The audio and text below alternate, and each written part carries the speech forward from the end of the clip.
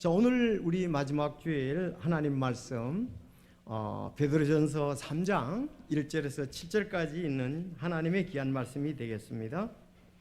베드로전서 3장입니다.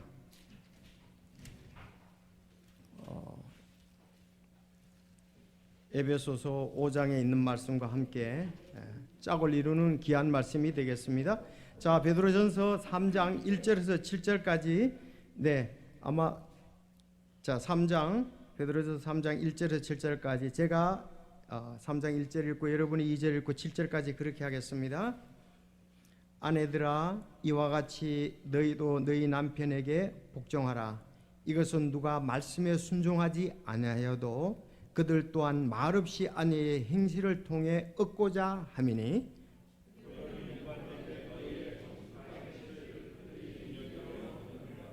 너희의 단장은 머리를 닦고 금으로 치장하며 옷을 차려입은 그런 외적 단장으로 하지 말고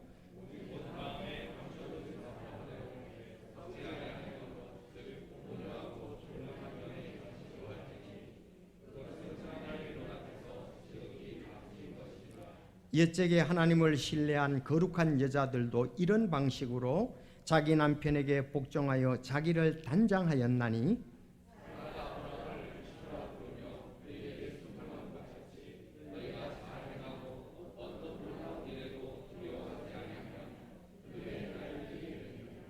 남편들아, 이와 같이 너희도 지식에 따라 그들과 동거하고 아내를 더 약한 그릇이요 또 생명의 은혜를 함께 상속받을 자로 여기고 존중하라.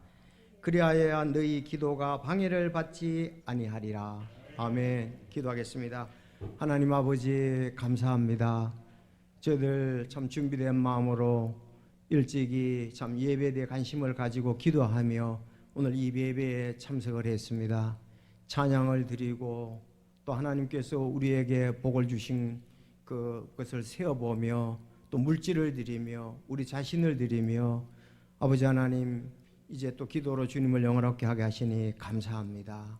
이 시간 주의 말씀이 또 선포될 때 말씀의 저자이신 성령님께서 역사하시고 또 이 말씀 안에서의 큰 복을 누리게 하시며 새롭게 도전을 받고 또 우리의 연약한 부분들이 강건함으로 변화될 수 있도록 말씀의 복을 허락하여 주시며 우리 모두 참 마음의 무릎을 꿇고 주님께서 주신 말씀에 귀를 기울이며 잘 박힌 목과 같이 우리 마음에 담아서 또 실천해 주께 영광을 돌릴 수 있도록 이 말씀에 참 깊은 또 성령님의 인도하심이 함께해 주시기를 간절히 바랍니다. 특별히 5월 가정의 달 매주일마다 주신 말씀으로 인해서 감사합니다. 계속 저희들 실천하고 또 귀한 열매를 맺기 원하오니 사용하여 주시고 또 시시때때로 인도하여 주시옵소서. 오늘 참 가정의 달 귀한 말씀 또 복이 되게 하시고 아버지께 영광이 되고 우리에게는 기쁨과 감사가 되고 또 잘못된 부분에서 회개하는 그런 놀라운 역사가 있게 하여 주옵소서. 연약한 지체들이 강건함을 얻고 특별히 참 겉사람은 후패되나 속사람은 날로 새롭다는 그런 간증이 우리 속에 사도 바울과 같이 있게 하옵소서. 오늘 이 귀한 말씀 인도해 주시기를 간절히 바라올 때 우리 주 예수님의 이름으로 기도하옵나이다. 아멘. 5월 가정의 달 한번 어떤 말씀을 증거했는가 제가 이렇게 쭉 살펴봤습니다. 그랬더니 다시 되돌이켜 보니까 기억이 나면서 또 복이 되었습니다. 5월 가정의 달 우리가 첫째 주일이 어린이 주일이었습니다. 잠언 22장 4절에서 6절 말씀으로 올바른 자녀 교육, 첫째 겸손한 사람이 되도록 교육하자. 둘째 하나님을 두려워하도록 교육하자. 셋째 옳은 길을 가도록 교육하자. 이렇게 해서 그 어린이 주일로 하나님께 영광을 돌렸습니다. 자, 둘째 주일 이제 어버이 주일로 출애굽기 20장 12절 십계명에서 내 부모를 공경하라. 그래서 첫째, 부모 공경은 하나님의 명령임. 둘째, 부모 공경은 부모의 뜻을 알려고 귀를 기울이는 것. 세 번째, 부모 공경은 마음을 헤아리고 즐겁게 해 드리는 것이다. 우리가 셋째 주일 청소년 주일로 사무엘상 18장 1절에서 4절 다니엘과 요나단의 우정이라는 제목으로 첫째, 다니엘이 다윗을 자기 혼같이 사랑함. 두 번째, 요나단과 다윗이 언약을 맺고 필요한 것을 줌. 셋째, 다윗의 지도력이 모든 사람에게 인정을 받음. 자, 지난주 우리 넷째 주일로서 부부주일 에베소 5장 22절에서 33절까지 말씀인데 이상적인 부부관계. 첫째, 아내들아 남편에게 복종하라. 자, 둘째, 남편들아 아내를 사랑하라. 이렇게 해서 어린이 주일, 어버이 주일, 또 청소년 주일, 부부 주일로 하나님께 영광을 돌렸습니다. 여러분, 오늘은 전체적으로 참 이상적인 가정 생활이라는 주제로 제목으로 말씀을 드리겠습니다. 이상적인 가정 생활. 특히 이제 제가 말씀을 증거하다가 이 아브라함의 가정에 대해서 잠깐 여러분에게 소개를 해 드리겠습니다. 정말 아브라함의 가정은 아주 모범적인 가정이었습니다. 아브라함도 그렇거니와 믿음의 조상으로 또 아내인 사라 역시 마찬가지였습니다. 그리고 아들 이삭도 부모에게 순종하는 귀한 가졌은 것을 성경에서 보면서 야, 우리의 모델 가정은 비록 완전한 가정은 아니었습니다. 그렇지만 믿음의 가정이라고 하나님께 히브리서 11장에 보면 인정을 받고 또 하나님 크게 영광을 돌렸던 것을 보게 될 것입니다. 그래서 오늘 이상적인 가정 생활이라는 제목으로 말씀을 드리겠습니다. 자, 우리 오늘 이상적인 가정 생활로 세 가지에 대해서 말씀을 드리는데 오늘 본문에서 그렇게 말씀을 했습니다. 하나님께서 그렇게 말씀을 하셨습니다. 이상적인 가정 생활. 첫째, 오늘 1, 2절을 보면 아내는 혼들의 구원을 위해 남편에게 복종하라. 그런 말씀입니다. 1, 2절 보면 자, 아내는 혼들의 구원을 위해 남편에게 복종하라. 그래서 아내들아 이와 같이 너희도 너희 남편에게 복종하라. 이것은 누가 말씀에 순종하지 아니하여도 안 믿는 남편이라 할지라도 그들 또한 말 없이 아내의 행실을 통해 얻고자 함이라. 구원을 얻고자 함이라. 두려움이 동반된 너희의 정숙한 행실을 그들이 눈여겨보느니라. 그래서 1, 2절 말씀을 보면 아내는 혼들의 구원을 위해 남편에게 복종하라는 말씀이 여기 기록되어 있는 거예요. 두 번째, 아내는 외모보다 속 사람을 단정하라. 꾸며라 이 말입니다.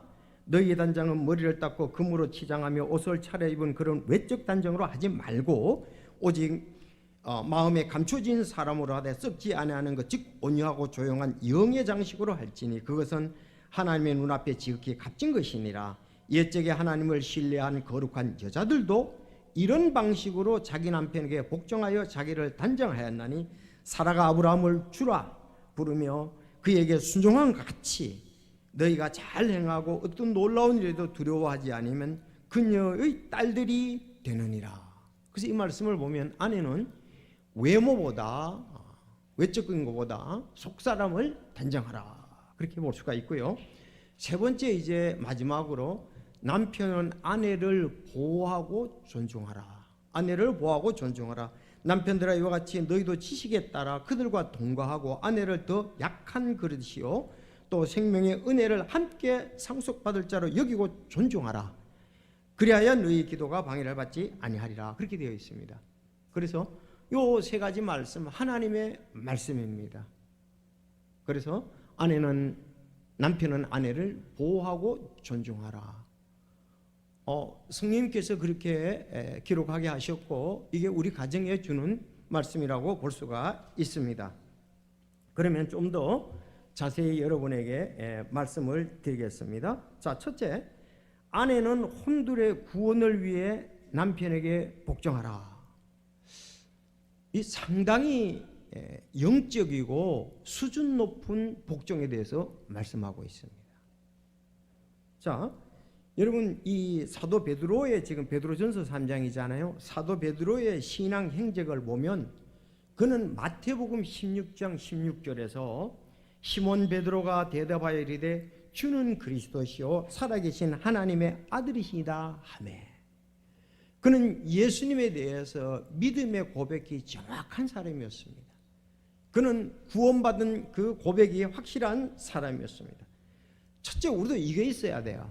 이러지 않으면 우리가 그 남편에게 복종할 수가 없습니다.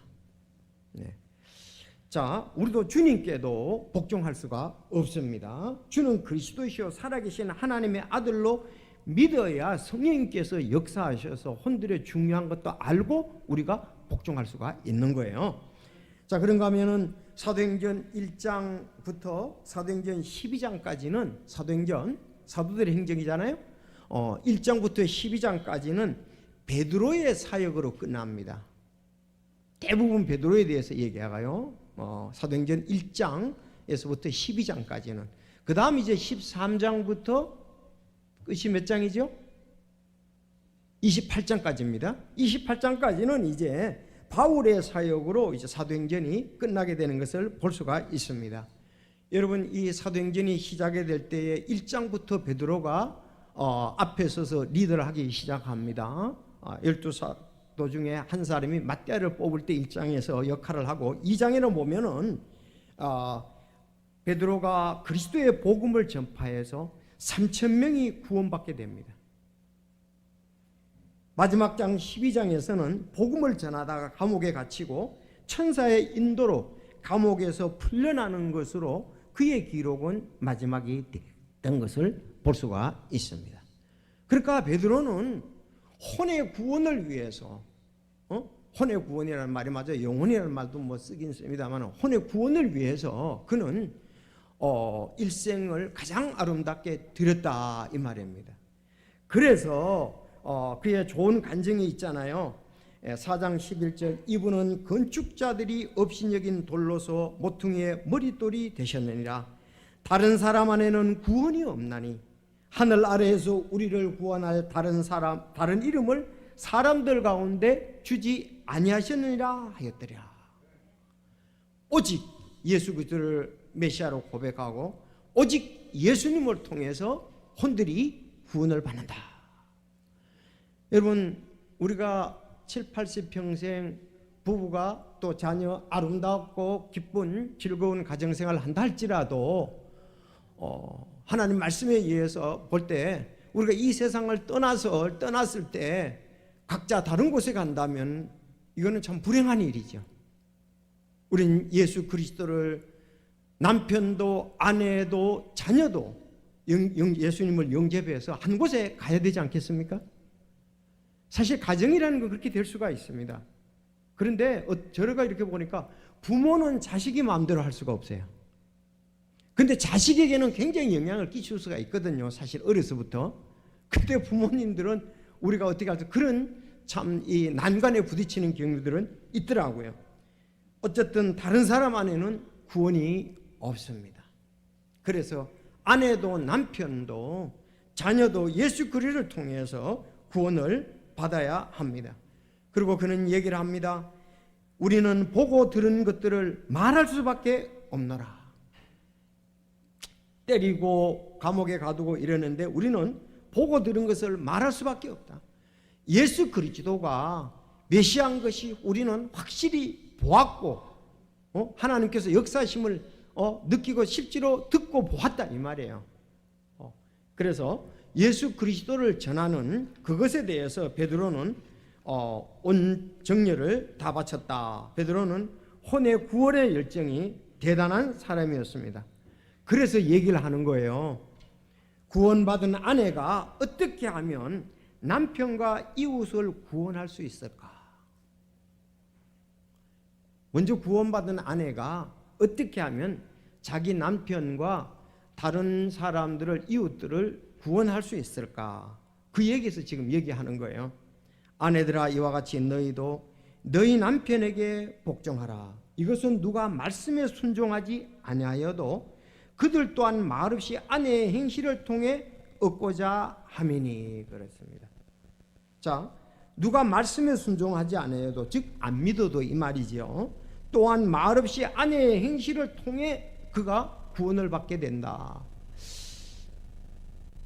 우리가 이 아내가 특히 이와 같이 참 남편에게 복종하는 것을 보면서 이웃들도, 친구들도, 가족들, 또 남편도 이 돌아오는 사람이 참 많을 것이다. 여러분 그렇게 공감하십니까? 우리의 부족함을 무릎을 꿇을 수밖에 없습니까? 예, 맞습니다. 여기 참 여러분으로 인해서 복음이 시작된 가정들이 꽤 있을 것입니다. 여러분에 의해서 형제가 돌아오고 가족이 돌아오고 그런 역사들이 있었을 것입니다. 그 가운데 형제 역할보다도 아마 자매 역할이 큰 역할을 했으리라고 이렇게 생각이 됩니다. 여기 김세규 집사님과 안자매님도 그 동생들을 인도하는 데 있어서 참 동생을 갖다가 자기 같이 그 단칸방에 거하면서도 인도해서 그러하여금 신앙을 갖도록 하고 이런 역할을 한 것이 참으로 그 자매들의 큰 역할이, 형제들이 그거 못하잖아요. 자, 이런 것을 볼 때 두려움에 동반된 너희의 정숙된 행실을 그들이 눈여겨보느니라. 주변에도 이렇게 간증하는 사람들을 보면 아내가 정말 신앙생활을 아름답게 하면서 남편들에게 복종하고 가정을, 자녀들을 잘 순종하고 이런 가정을 이루었을 때에 참 형제들 간에 좀 이렇게 특별하잖아요. 그래서 가정들이 돌아오는 것을 우리가 보게 됩니다. 그래서 우리는 잘못하게 되면 혼의 구원보다 내 육신, 즉 내 자신의 유익에 초점을 맞추고 살지 않나 한번 살펴볼 필요가 있습니다. 내가 혼들의 관심을 가지고 이 복종하며 아름다운 믿음 생활을 하는가, 아니면은 내 육신, 즉 내 자신의 유익에 초점을 맞추고 살면서 남편에게 자원하여 복종하기보다는 사랑받기에 초점을 맞추고 불평불만을 하고 있지는 않는가 살펴볼 필요가 있습니다. 여러분, 현숙한 여인으로 정숙한 행실을 보이는가가 중요하죠. 우리가 구원받고 지금 이 자리에 있는 것도 혼들을 구원하기 위한 목적입니다. 사도 베드로는 권면하기를 모든 삶을 혼의 구원에 초점을 맞추고 살라고 말씀하고 있습니다. 고린도전서 10장 33절입니다. 곧 많은 사람이 구원을 받도록 내가 내 자신의 유익을 구하지 아니하고 그들의 유익을 구하면서 모든 일에서 모든 사람을 기쁘게 하는 것 같이 하라. 그래서 앞에 보면 그런즉 너희가 먹든지 마시 무엇을 하든지 모든 일을 하나님의 영광을 위해서 하라. 하나님의 영광을 위하는 것이고 혼들을 구원하기 위해서 모든 일에서 다른 사람들을 기쁘게 한다. 그렇게 말씀했습니다. 혼들의 구원을 위해서 다른 사람을 기쁘게 하는 거예요. 근데 사실 이것이 쉽지가 않거든요. 다른 사람을 기쁘게 하려고 하면 내가 희생을 해야 되거든요. 그렇죠. 희생을 하지 않고는 다른 사람을 구원할 수가 없죠. 내가 이기적인 사람이 되면은 절대로 혼들을 구원할 수가 없습니다.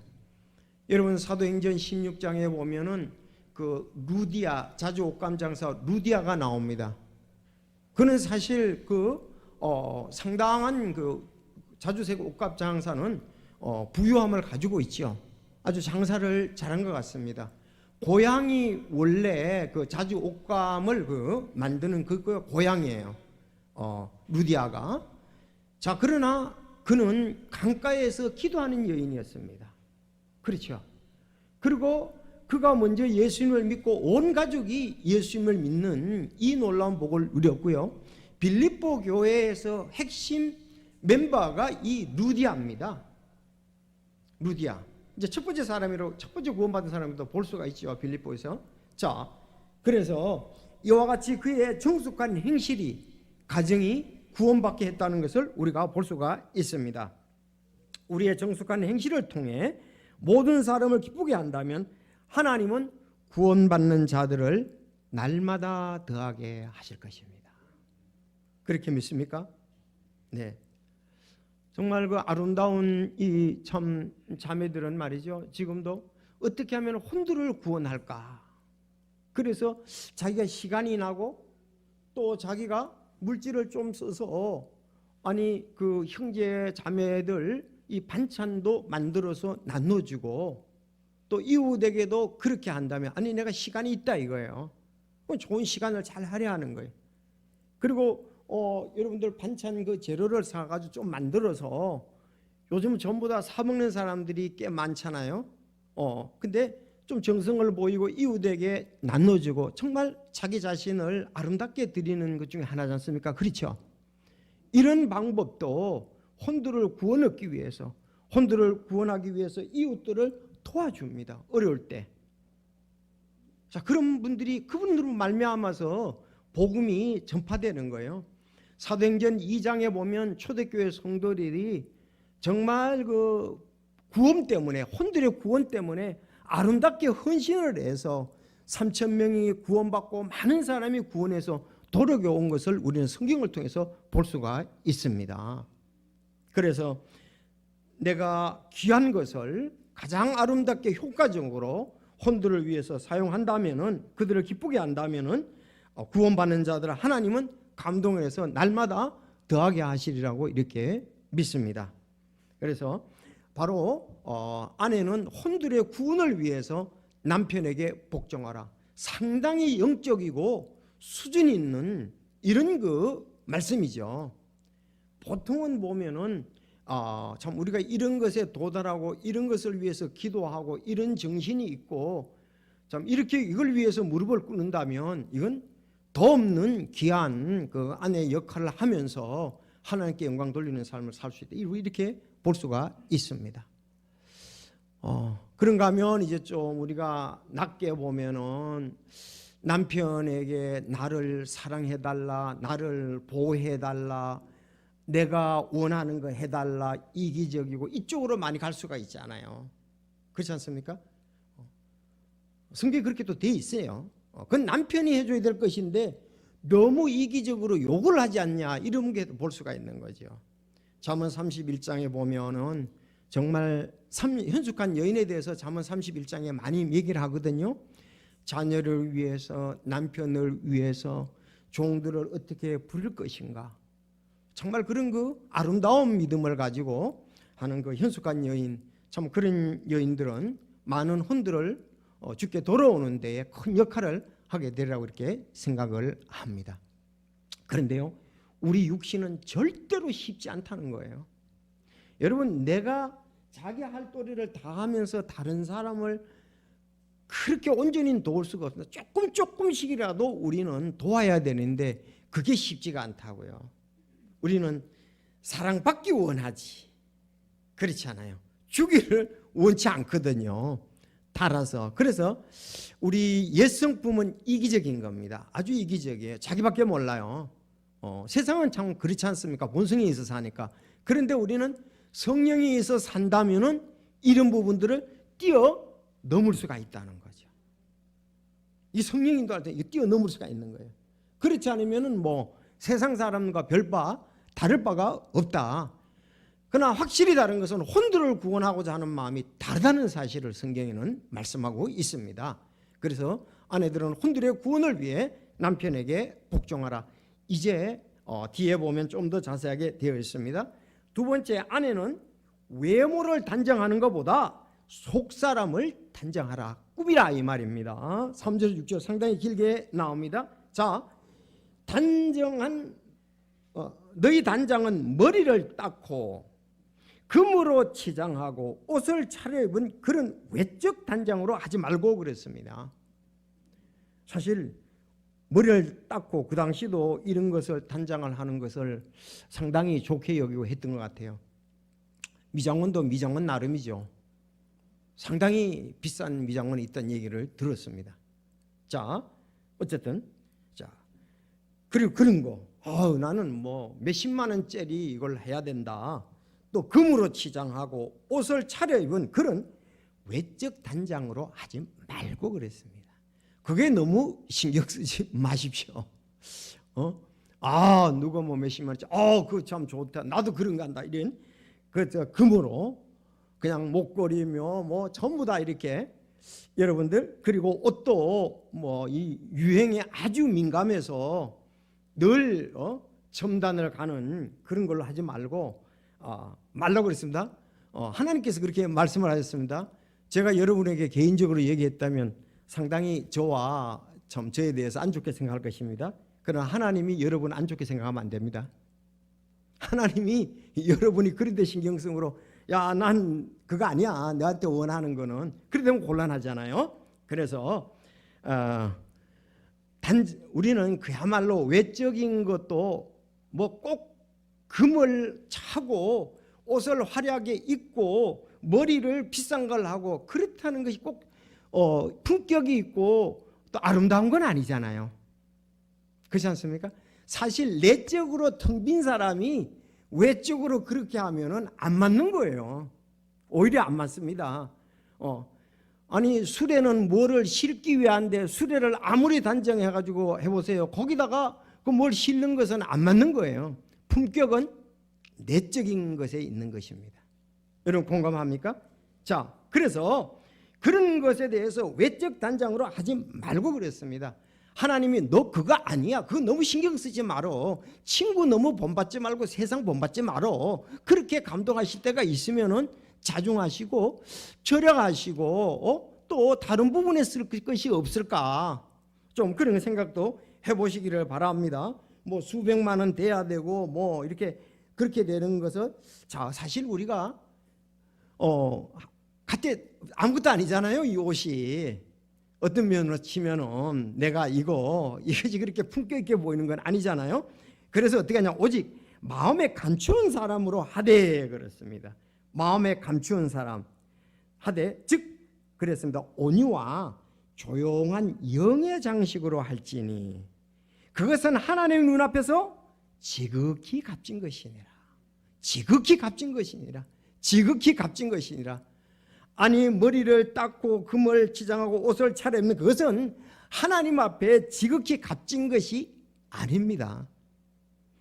정말 온유하고 조용한 영의 장식으로 하라 그랬습니다. 잠깐만 여기 온유하고 조용한 영의 장식은 뭘까요? 우리는 자기 혼과 영에 관한 부분이라고 볼 수가 있겠죠. 그럼 뭘로 이렇게 해야 됩니까? 그것은 기도와 말씀이라고 볼 수가 있죠. 자, 이게 우리가 잘 드러납니다. 내가 말씀도 보지 않고 기도도 보지 않고 신앙의 서적도 보지 않고 공부도 하지 않고 그렇다면은 내 영혼은 사실은 피폐되어 있는 거예요. 라오디게아 교회와 같을 수가 있습니다. 외적으로는 부유하다 그랬지만은 사실은 속은 텅텅 빈 거나 마찬가지예요. 우리가 그래서 내면에 단정을 하고 특히 가정에 대한 이런 책들을 많이 보고 성경도 읽고 해야 되잖아요. 제가 이렇게 참 온유하고 조용한 영의 장식을 잘하는 분이 하나 가운데 물론 그분은 자녀가 뭐 다 이제 커서 외국에 가 있습니다만은 참 그 제인 사모님 얼마나 아름다우신지 몰라요. 네. 그래서 보면은 늘 그죠 이제 딱 자기 하면 자기 시간에 2층에 올라가서 약간 그 흔들리자 있잖아요. 거기서 아주 그 가정에 대한 그런 신앙책들 또 생활에 필요한 것 음식이라든지 이런 부분에 대해서 많이 보시고 또 자원봉사도 가고 전도도 하고 그래서 이 내적인 것을 우리가 영의 장식에 많이 신경을 써야 됩니다.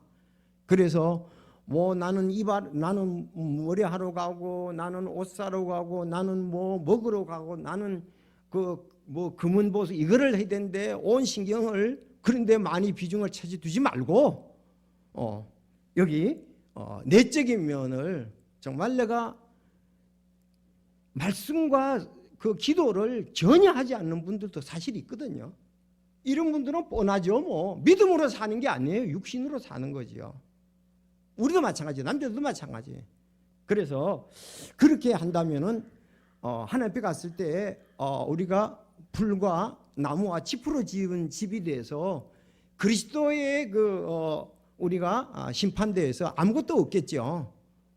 자, 그래서 여기 이제 대표적인 예를 드는데 옛적에 옛날에 하나님을 신뢰한, 하나님을 믿은 거룩한 여자들도 이런 방식으로 자기 남편에게 복종하여 자기를 단장하였나니 그렇습니다. 그 우리 믿음의 그 여인들이 굉장히 옛날에 많이 있었는데, 그런 분들은 이 하나님을 신뢰하고 거룩한 이런 방식으로 남편에게 복종을 했다. 여러분, 기도와 말씀과 믿음이 없으면 남편에게 복종할 수가 없죠. 자, 그래서 근데 그 중에 이제 사라라는 인물이 나옵니다. 사라. 자, 아브라함을 주라 불렀다 그랬습니다. 여기서 주라라고 불러서 일부러 한문으로 이렇게 써놨어요. 왜냐하면 아브라함을 하나님이라고 표현하면 안 되잖아요. 메시아라고 보면 안 되잖아요. 그래서 주라고 이렇게 얘기를 하고 있습니다. 여러분, 외적 단장에 더 신경을 쓰며 시간과 돈을 들여 가꾸고 투자하지 말고 내적 신경을 쓰고 시간과 돈 또 여기에 여러분 투자할 수 있기를 바랍니다. 자, 사도 바울은 그랬어요. 여러분, 먹는 거와 건강 하루 종일 운동, 먹는 거, 또 옷, 뭐 이런 거. 남편은 이제 열심히 일하는데 이거는 값진 것이 아니다 이거예요. 사도 바울은 고린도후서 4장 16절 이런 까닭에 우리가 낙심하지 않으니 우리의 겉사람은 썩어져도 속사람은 날로 새롭도다. 속사람은 날로 새롭다. 영적인 것은 날로 새롭도다. 믿음은 날로 커져간다. 이렇게 볼 수가 있습니다. 집과 재물은 조상들에게 상속하거니와 분별 있는 아내는 주로부터 오느니라. 주로부터 오느니라. 그래서 에베소서 5장 20 거기 보면 참 또 아내들에 대해서 이렇게 말씀하고 있습니다. 자, 오늘 초점이 사라에 대해서 잠깐 더 좀 사심을. 사라는 아브라함을 주라 부르며 그에게 순종한 것 같이 너희가 잘 행하고 어떤 놀라운 일에 두려워하지 않으면 그녀의 딸들이 되느니라. 사라가 아브라함을 주라 불렀다고 그랬습니다. 따라합시다. 아브라함을 주라 부르며. 이 주라는 말이 굉장히 중요한 단어인데요. 퀴리오스라는 말인데, 인간이 하나님이나 그리스도를 부를 때 이 단어를 썼어요. 그런가 하면 제국의 시민이 황제를 부를 때 이 퀴리오스라고 썼어요. 또는 노예가 주인을 부를 때 사용한 용어가 퀴리오스입니다. 자, 그러면 어떤 사람이 어떤 대상을 퀴리오스라고 부른다면 그는 그에 대해서 철저히 순종하겠다는 의사표시를 하는 거예요. 퀴리오스 그러면, 나의 퀴리오스 그러면 당신은 나의 구세주입니다. 나의 왕입니다. 나의 주인입니다. 절대적으로 순종하겠다는 말이 퀴리오스예요. 그러니까 사라는 아브라함에게 절대적으로 순종하겠다는 그런 표시로서 퀴리오스로 썼다. 이렇게 지금 말씀을 하고 있는 것입니다. 자, 제가 이렇게 한번 생각을 해봤습니다. 아내는 조력자라고 말씀을 했잖아요. 창세기 2장에 보면. 그러면 리아가 한 대가 있습니다. 아브라함이 리아가 한 대를 구해가지고 앞에서 이렇게 조정을 하면서 거기에 이제 조력자니까 사라는 뒤에서 밉니다. 근데 거기 누구 태우냐면 롯을 태웁니다. 롯 여기 타. 그러니까 사라가 보니까 어떻게 했어요? 아니, 조카를 왜 태우느냐 이거요. 난 못 밀어줘. 그게 아니고 아브라함이 조카 타라 그러면 뒤에서 밀고 간다 이거예요. 자, 그러면 그 롯의 아내를 타라 그러면 탄다 이거예요. 그러면 아니, 조카 쟤를 또 왜 태우느냐.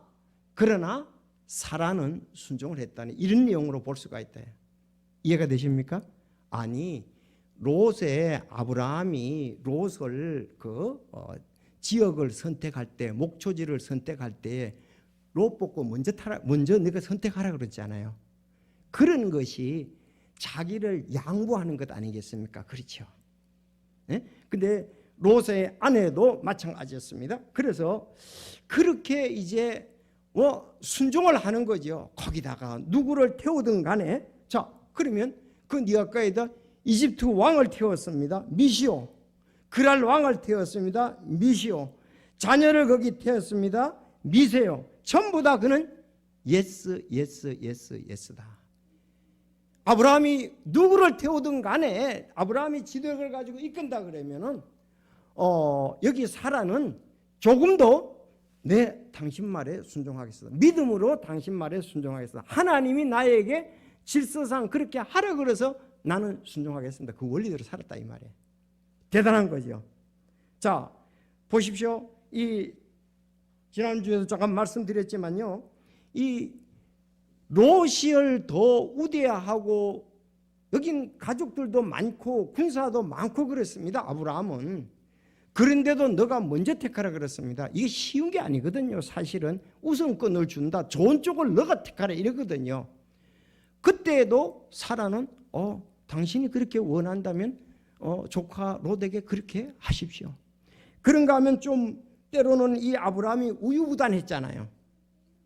자, 아니 이집트의 파라오 왕 앞에 갔을 때 흉년들이 갔는데 자기 생명이 위태로운 거예요. 아내 보고 얘기를 하잖아요. 내가 죽을지 모르니까 우리 부부라고 얘기하지 마. 동생이라고 얘기해. 동생이라고. 그래서 물었습니다. 이 사라가 아주 이 정숙하고 인격적으로 갖춰져 있고 행실이 모범이 되고 보통 인물이 아니에요. 이 사라가. 그러니까 가보니까 저기 아브라함이라고 같은 사람인데 그 여자가 신하들이 얘기하기를 이 보통 아름다운 여자가 아니라 이거예요. 그래서 아브라함 보고 물었죠. 저 누구냐 그랬더니 내 동생입니다 그랬단 말이에요. 그 날 다고 그런 거예요. 자, 그때도 어떻습니까? 사라는 순종했습니다. 여러분 순종할 때 그냥 순종해요. 하나님께서 반드시 나를 지켜주실 거야. 나는 믿음으로 순종하지만 하나님이 지켜주셨잖아요. 또 그랄 왕 아비멜렉에게 똑같은 방법이었습니다. 위험을 무릅썼습니다. 아브라함이 남편의 하는 대로 했습니다. 그런데 거기도 또 하나님이 개입을 하셔서 지켜주셨습니다. 그게 믿음이에요. 왜? 나를 통해서 한 씨가 나서 그가 메시아의 가보를 이어가야 된다 이거예요. 그는 그거를 믿었던 겁니다. 위험만 생각한 것이 아니고 하나님을 믿었어요. 그래서 그런가 하면 이 모리아산에서 이삭을 번제로 드릴 때 나 번제로 하나님께서 내게 말씀하시기를 모리아산 번제로 드리라고 합니다. 예, 그렇게 하십시오. 그렇게 예스에 항상 예스. 예? 그런데 하나님께서 그도 지켜주셨습니다. 순종했더니 가장 믿음으로 순종했더니 복을 많이 받은 사람이 누구냐? 사라입니다. 여러분 사라 이름을 바꿨잖아요. 원래는 사레였습니다. 아브라함도 아브라함이었습니다. 근데 이 사레는 나의 공주라는 뜻이에요. 이름은 그 다음에는 공주라고 말하는데 그것은 열국의 어머니다 그 뜻입니다. 이 안상홍 증인들은 이 사례를 갖다 와서 자기도 장길자라고 얘기를 하고 있어요. 완전히 성경을 잘못 번역을 해가지고 의미를 바꿔가지고 웃었잖아요. 아니 성경은 사라를 말하는 건데 자기들은 그걸 갖다가 장길자 지금 하나님의 어머니라고 그런 거예요. 쳐보면 하나님 어머니 그리고 사라 치면은 전부 다 도배를 해놨어요. 아주 하나님의 교회가. 아니 사라를 갖다가 왜 장길자를 그 사라라도 넣느냐고요. 말도 안 되는 소리. 찾아보면 사라자거든요. 그래서 우리가 믿음의 어머니다. 앞으로 후사를 얻을. 자, 그래서 하나님이 다 지켜주시고 도와주셨다. 여러분 여기 퀴리오스라는 말은 다니엘의 세 친구가 용광로 속에 들어가라 그랬잖아요. 예스, 갑니다. 나 들어갑니다. 그런데 하나님이 지켜줄 줄로 믿습니다. 다니엘이 사자굴 속에 들어갑니다. 하나님 뜻대로 할 때 나 들어가겠다. 하나님이 지켜줄 줄로 믿습니다. 예수님이 십자가에 못 박혀 죽으셨습니다. 순종하셨습니다. 하나님께서 나를 부활하시게 하실 줄로 믿습니다. 이 전부 믿음의 원리는 같다는 얘기죠. 그래서 내가 조력자로서 해야 할 것은 남편에게 복종하는 것이다. 그 모든 나머지 책임은 남편에게 있고 하나님께 있는 거예요. 맞습니까? 남편에게 있는, 내가 할 일은 남편에게 복종하는 것이 질서고 하나님에 대한 믿음이고 실체이다 이거예요. 이렇게 해야 우리가 혼들을 구원한다, 그런 말씀입니다. 창세기 17장 15절에 그랬습니다. 하나님께 또 아브라함께 이르시되 내 아내 사레로 말하건대 너는 그녀의 이름을 사레라 하지 말고 그녀의 이름을 사라라고 하라. 이 공주란 말이거든요. 사레는 나의 공주라는 뜻이요. 이제는 만민의 공주. 요즘 왕비죠 뭐. 그래서 그를 갖다가 그녀가 민족들의 어머니가 되고 그랬습니다. 민족들의 어머니가 되고 백성들의 왕들이 그녀에게서 나리라. 즉 메시아 왕의 계보를 이을 사람들, 아브라함, 이삭, 야곱 쭉 내려가는 것을 볼 수가 있습니다. 자, 히브리서 11장 11절에는 사라를 갖다가 믿음의 여인이라고 말씀을 했고, 갈라디아서 4장 26절에는 우리 모두의 어머니라고 말씀을 했습니다. 자, 사라는 127세를 살았으며 헤브론 골짜기에 죽었습니다.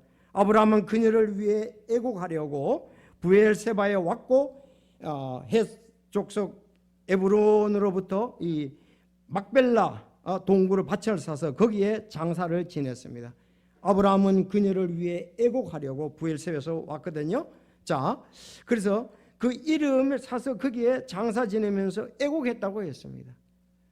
사실 아내가 너무 잘해서 먼저 그런데 먼저 이 세상을 떠났잖아요. 그러면서 그 아내의 여러 가지 행적들을 볼 때에 정말 너무 슬퍼서 애곡하고 그가 믿음 생활을 잘했다는 그런 간증에 대해서 그도 동의했다는 것을 볼 수가 있습니다. 여러분, 다시요, 이 사라는 남편을 주라고 순종한 사람이고 히브리서 11장에는 믿음의 여인이라고 하고 또 우리 모두의 어머니라고 얘기를 하고 있습니다. 장길자가 우리 모두의 어머니가 아니고요, 전혀 딴 걸 갖다 자기들 마음대로 해석해서 막 집어넣은 거예요. 아이 나쁜 사람들이. 자, 그런가 하면 이제 이삭은요, 그 이제 아들, 이제 올 가정의 달이니까요, 그는 어려서부터 하나님을 두려워하는 것을 배웠고 믿음의 여정에서 순종하고 신뢰하는 것을 잘 보여줍니다. 그는 아브라함 아버지의 참 순종을 잘했어요. 결혼할 때도 그랬잖아요. 결혼할 때도 어땠습니까? 메소포타미아 거기 가서 너 아내를 데리고 마온에 결혼했어요. 이삭이 그렇잖아요. 마온에 결혼했는데 그 메소포타미아에 가가지고서 거기 가서 믿음의 사람들, 그 사람들하고 사실은 데려오라. 그래서 그 아브라함의 종이 가잖아요. 근데 완전히 성령의 인도하심을 따르는 거랑 마찬가지지 않습니까? 기도하고. 그래서 그 이삭이 아내를 얻어서 아름다운 믿음 생활을 한 걸 볼 수가 있고, 또 그가 그 전에는 그가 모리아 산에서 자기 자신을 드릴 때에 그 이삭은 뭐를 졌죠? 나무를 지고 갔잖아요. 아버지는 불과 등불을 가져갔잖아요. 그렇죠? 그러면은 거기 가서 올라가면서 아버지가 교제를 나눈 거예요. 아버지, 이 불과 이건 다 있는 나무는 있는데 번제할 양이 없지 않습니까? 그랬더니 하나님이 주실 것이야. 그래도 올라가서는 실제로는 자기가 묶이잖아요. 거기다 장작을 쌓아놓고 묶이고 너 여기서 번제가 돼야 된다 이거예요. 그런데 그때가 어떤 사람들은 약 20대로 이렇게 보더라고요. 그러니까 충분히 아버지 나이는 이제 좀 들었으니까요. 아버지는 힘이 밀치고 할 수도 있었지만 그는 거기서도 순종을 했습니다. 그래서 정말 부모에게 가장 순종 잘한 사람이 이 이삭이다 볼 수 있는데, 왜? 자기 죽음을 내놓고 하니까. 근데 그도 믿음이 있었습니다. 왜? 하나님이 약속의 자녀잖아요. 어차피 대를 이으실 자잖아요. 하나님께서 틀림없이 여기에 개입하실 것이다, 믿음으로. 근데 하나님이 정말 양을 갖다가 숯불에서 준비하셔가지고 대신 아브라함을 시험하려고 그랬다고 그랬잖아요. 근데 시험했는데 이삭은 잘 순종을 했다 이 말입니다. 그래서 결혼에 있어서나 자기 자신을 하나님께 드린 것에 있어서나 이 이삭은 물론 이삭은 아버지의 뜻에 순종하여 자기 몸을 내어줌으로 하나님 아버지의 유일하신 예수 그리스도를 예표를 하지요. 예수님도 하나님께 자기 자신을 온전히 드렸잖아요. 번제로 이삭이 드린 것처럼 자기 자신을 십자가에 내드린 것을 볼 수가 있습니다. 그는 이삭은요 겸손하고 조용하고 묵상하는 사람, 특히 하나님의 뜻에 완전히 순종하는 사람이었습니다. 제가 이 순종 복종에 대해서 성경에서 나오는 단어들을 쭉 찾아보니까요, 이삭 말고 이렇게 신약 성경에서 복종이라는 걸 한 사람은 딱 한 사람이에요. 누군지 아세요? 신약 성경에서 복종이라는 단어가 나오는데 딱 한 사람 외에는 없어요. 기억이 잘 안 나시죠, 여러분들? 누가복음 2장 51절에 보면 예수님이십니다. 이제 2장 52절에 보면은 예수님이 자랄 때 어떻게 자랐는가 얘기하면서 51장에 보면은 그분께서 그들과 함께 내려가서 나사렛에서 그들에게 복종하시니라. 12살 때거든요. 여러분 12살 때 이 복종하기가 쉽지가 않아요. 한창 말씀 불 때가 이 12살 때입니다. 가서 복종하시니라. 아니 예수님이 실제로 그렇기 때문에 기록한 것이 계획적으로 이렇게 그분을 미화시키기 위해서 기록한 것은 아닙니다. 자, 그래서 이제 오늘 아브라함의 아내 사라, 그의 아들 이삭, 아버지 아브라함이 이 완벽하게 뛰어나서가 아니라 하나님께서 주신 권위 아래에서 믿음으로 그들의 지도력에 순종하고 귀한 하나님의 뜻을 이뤘던 것을 우리는 성경을 통해서 볼 수가 있습니다. 또 아브라함은 하나님의 말씀을 믿고 그 지도력으로 이끌어 갔습니다. 그래서 이 지도력을 가지고 이끌어가는 남편, 거기에 복종하는 아내, 거기에 순종하는 또 복종하는 아들, 이 이상적인 가정생활이 아닐 수가 없습니다. 여러분 우리가 꿈꾸며 우리가 비전을 가지고 하는 이런 가정이 바로 이 아브라함의 가정이다, 그렇게 볼 수가 있습니다. 그래서 히브리서 11장에 보면 아브라함에 대해서도 얘기하잖아요. 또 이삭에 대해서도 얘기하잖아요. 리브가에 대해서도 11장 영웅의 명단이라고도 볼 수가 있죠. 하나님을 믿음의 사람들의 명단에 그 세 사람이 다 등장하는 것을 우리가 볼 수가 있습니다. 특별히 오늘 또 이 베드로전서 3장에서 여기 사라에 대해서 다시 하는 거 보겠습니다. 마지막 남편은 아내를 보호하고 존중하라 그랬습니다. 여기 좀 여러분 본문을 보십시오. 남편들아 이와 같이는 앞에 사라와 같은 태도로 이 뜻입니다.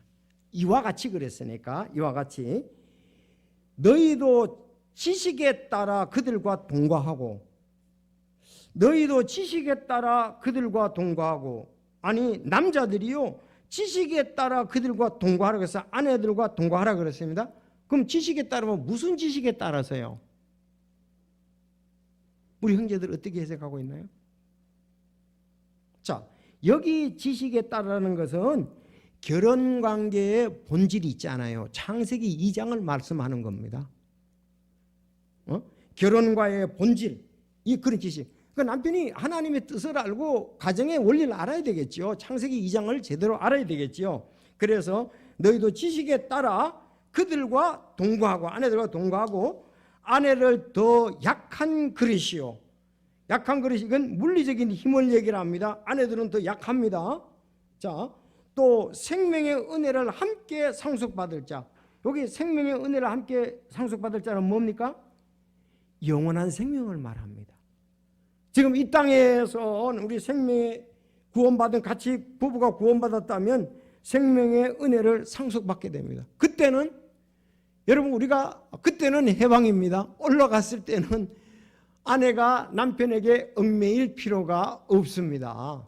생명에 이제 우리는 은혜를 상속받을 자니까 이제 그때는 이 땅에 있을 때야 우리가 남편에게 얽매인다 그랬잖아요. 자, 이제 영원한 생명할 땐 그것이 없습니다. 존중하라. 그래야 너희 기도가 막히지 아니한다고 말씀을 하고 있습니다. 사실 연약하다고 그렇게 얘기를 했잖아요. 연약한 그릇이다 그랬어요. 왜 그랬습니까? 원래 갈비뼈 하나에서 하고 살로 채웠잖아요. 여러분 갈비뼈는 약한 거 아시죠? 그 운동선수들 배구 특히 축구 선수나 농구 선수들 그 사람들이 가장 또 어떻게 많이 다치는 부분 중 하나가 이 갈비뼈 흉부의 그 골절이래요. 이게 이제 금이 가거나 부러진다 이 말입니다. 그래서 농구 선수 허재가 그러더라고요. 운동하면서 갈비뼈 안 부러진 사람이 어디 있냐? 이렇게 할 정도로 갈비뼈는 약한 거예요. 그러니까 아내는 갈비뼈잖아요. 그러니까 자기 몸으로 보호하고 도와줘야 된다. 남자 갈비뼈가 몇 개입니까? 남자 갈비뼈. 네. 아니 이것 때문에 이제 뭐 잘 몰라가지고 사람들이 남자 갈비뼈는 23개고 여자 갈비뼈는 24개다. 그런데 그래가지고서 어디 가서 막 성경대로 볼 때 그렇다면 이렇게 주장을 했던 모양이에요. 근데 아니잖아요. 그래서 그 24개, 24개 똑같습니다. 양쪽에 12개씩, 12개씩, 24개, 24개. 남자는 여자나 똑같습니다.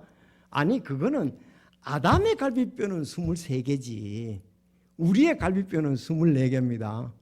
그래서 그 어떤 목사님이 이제 과학적인 근거 해가지고 다른 사람을 감동시켰는데, 아니, 그러면은 내가 6.25 때 부상을 당했으면 아이도 부상한 사람으로 나오느냐 이거예요. 정상적인 사람으로 나온다 이거예요. 아니 아브라함이 자기 그 갈비뼈 하나로 하와를 이렇게 줬지만은 그는 23개지만 그 다음부터는 전부 24개가 아니냐 그렇게 이제 얘기를 했다고 합니다. 혹시 여러분들 잘 모르고 남자는 23개, 여자는 24개 그렇게 억지로 쓰지 마시기 바랍니다. 똑같이 24개입니다. 아담만 23개입니다. 아담의 후예들은 자. 여러분들 왜 아내가 그러냐? 우리가 지도록인데 하와가 뱀의 유혹을 당했잖아요. 더 연약한 면이 있고요. 아담이 지도록의 보호가 필요하다는 것을 우리가 잘 알아야 합니다. 이와 같이 남자들도 마땅히 자기 아내를 자기 몸같이 사랑할지니 자기 아내를 사랑하는 자는 자기를 사랑하느니라. 잘못하게 되면 우리 사람이 여기 강단 위에다가 집 짓자고 여 살자고 얘기할 것 같아요. 자, 지금까지 자기 육체를 미워한 적이 없고 오히려 양육하고 소중히 여기를 주께서 교회에게 하신 것 같이 하라고 이렇게 말씀을 했습니다. 가정에서 부부 싸움이 일어났습니다. 옛날엔 좀 그랬어요. 남자가 화를 참지 못해서 당신 건 모두 가지고 나가라고 소리를 질렀습니다. 그랬더니 아내가 커다란 가방 하나를 가져와서 방 한 군데 열어놓고 말하기를 다 필요 없어요. 이 가방에 하나만 가지고 나는 갈 거예요. 당신 어서 가방 속에 들어가세요. 남편이 그 말을 듣고 어이가 없었지만 한편으로는 깊은 책임감이 느껴졌고 자기만 의지하며 사는 아내에게 너무했다 싶어서 곧 남편이 아내에게 사과했다고 합니다. 아무도 마스크를 써가지고 웃는 모습이 안 보이네요. 맞죠? 난 당신 하나만 가지고 간다 이거예요. 자, 골로새서 3장 19절 남편들아 너희 아내를 사랑하고 모질게 대하지 말라. 많이 찔립니다. 잠언 15장 16절 적게 가지고도 주를 두려워하는 것이 많은 재산을 가지고 그것으로 인하여 괴로워하는 것보다 나으니라. 채소를 먹으면서도 사랑이 있는 것이 외양간의 소를 먹으면서 그것과 함께 미워하는 것보다 나으니라. 아멘. 그래서 이상적인 가정생활은 오늘 말씀대로 아내는 혼들의 구원을 위해서 남편에게 복종하라. 그 부분을 강조하고 있고요. 아내는 외모보다 속사람을 단정하라. 잘 꾸며라. 오늘 그렇게 될 수 있기를 바라고 여러분 다시 한번 우리를 살피는 시간 또 남편은 아내를 보호하고 존중히 여기라. 자녀의 출산도 있고 또 장래 가서는 함께 우리가 하나님의 그 나라를 유업으로 받지 않느냐. 존중해야 되겠죠. 그때는 뭐 이렇게 위아래가 질서가 없습니다. 똑같아집니다. 자, 그래서 우리가 이런 것을 보면서 이제 가정의 모든 것 마치겠습니다. 자, 우리 또 역할들을 보며 주께 영광 돌리기를 원합니다. 다 같이 기도하시겠습니다.